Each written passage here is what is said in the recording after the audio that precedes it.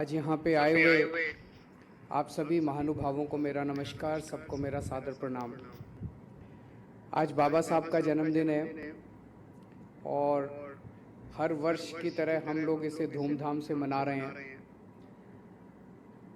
लेकिन आज एक स्पेशल हम लोगों ने काम किया कि हमारी दिल्ली के जो सबसे शानदार सरकारी स्कूल हैं, schools of specialised excellence, 30 school हैं।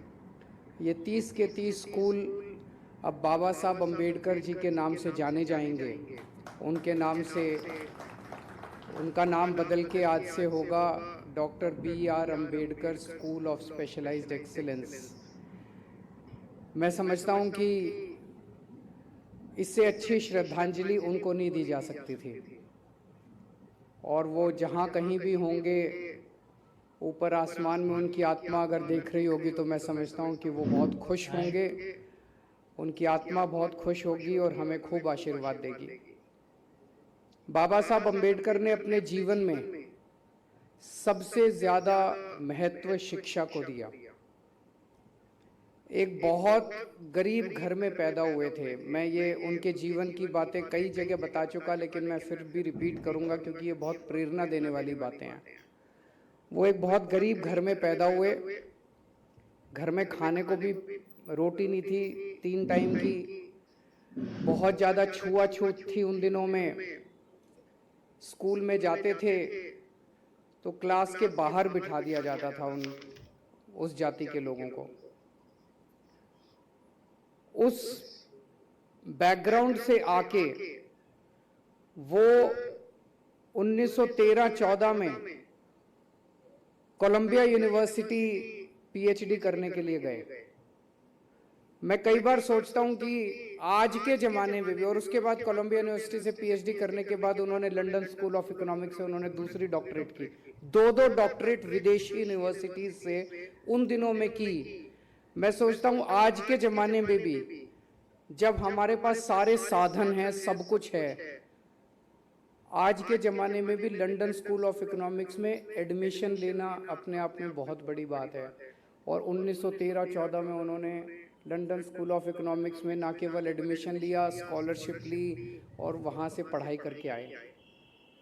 जिस बच्चे के घर में खाने को नहीं था, जिस बच्चे ने कदम कदम पे छुआछूत का बर्दाश्त किया, मैं आज तो आप गूगल खोल लो, इंटरनेट खोल दो, आपको सारी यूनिवर्सिटीज़ के बारे में पता चल जाता है। आपको इंटरनेट के ऊपर सारी यूनिवर्सिटीज़ के फॉर्म डाउनलोड करने को मिल जाते हैं। उस जमाने में तो इंटरनेट भी नहीं था। उस बच्चे को बताया किसने होगा कि कोई कोलंबिया यूनिवर्सिटी भी है? उस बच्चे को बताया किसने होगा कि वो लंदन स्कूल ऑफ, उसका फॉर्म कहाँ से लाया होगा वो बच्चा?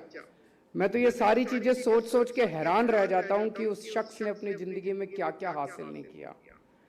तो कई बार मैं सोचता हूं कि पिछले 100 साल में भारत ने जितने 100-150 साल में भारत ने जितने सपूत पैदा किए, सबसे महान उनमें भीमराव अंबेडकर जी थे।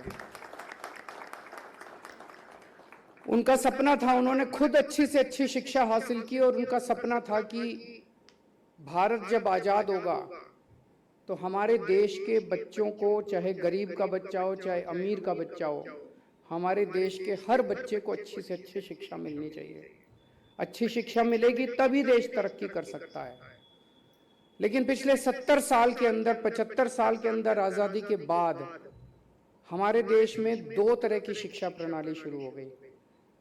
एक शिक्षा प्रणाली थी पैसे वालों के लिए और एक शिक्षा प्रणाली थी गरीबों के लिए। गरीबों के बच्चे सरकारी स्कूल में पढ़ते थे, पैसे वालों के बच्चे प्राइवेट स्कूलों में पढ़ते थे। सरकारी स्कूलों को जानबूझ के 75 साल में और खराब और खराब और खराब कर दिया गया। किसी के पास 2 पैसे भी बेचारा अगर समेट लेता था, बचा लेता था, तो अपने प्राइवेट स्कूल में पढ़ाता था।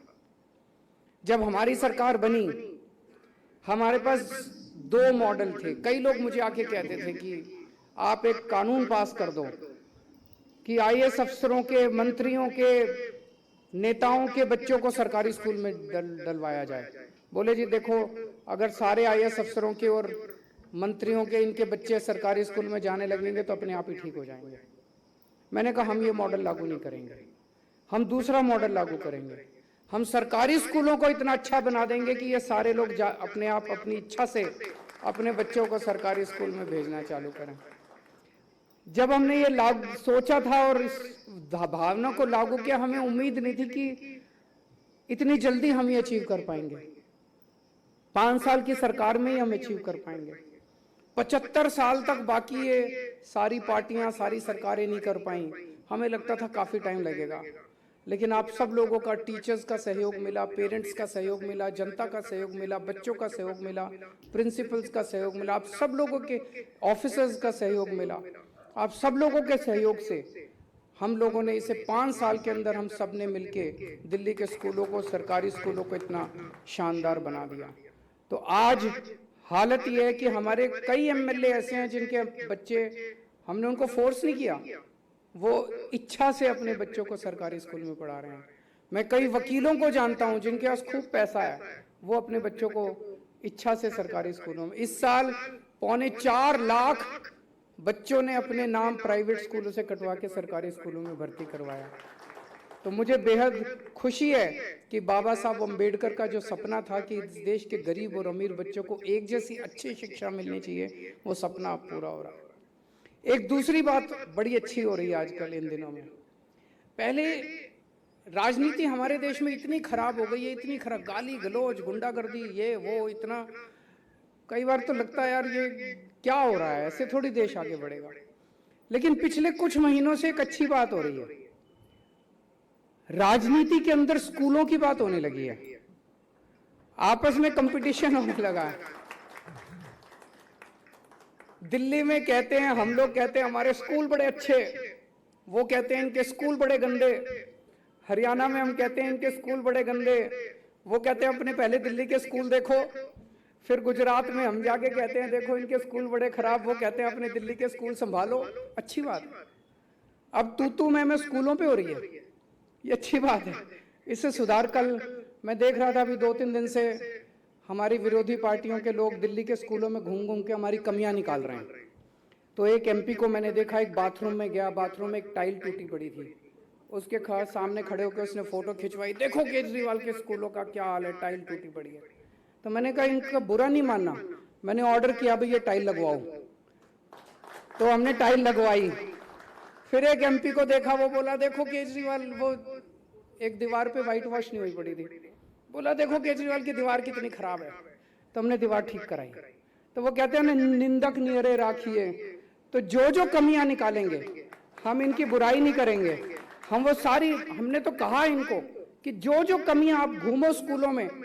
हम कई राज्यों में जाते हैं उनके स्कूल देखने के लिए, मनीष सिसोदिया जी 2-3 राज्यों में गए तो उन्होंने इनको गिरफ्तार कर लिया।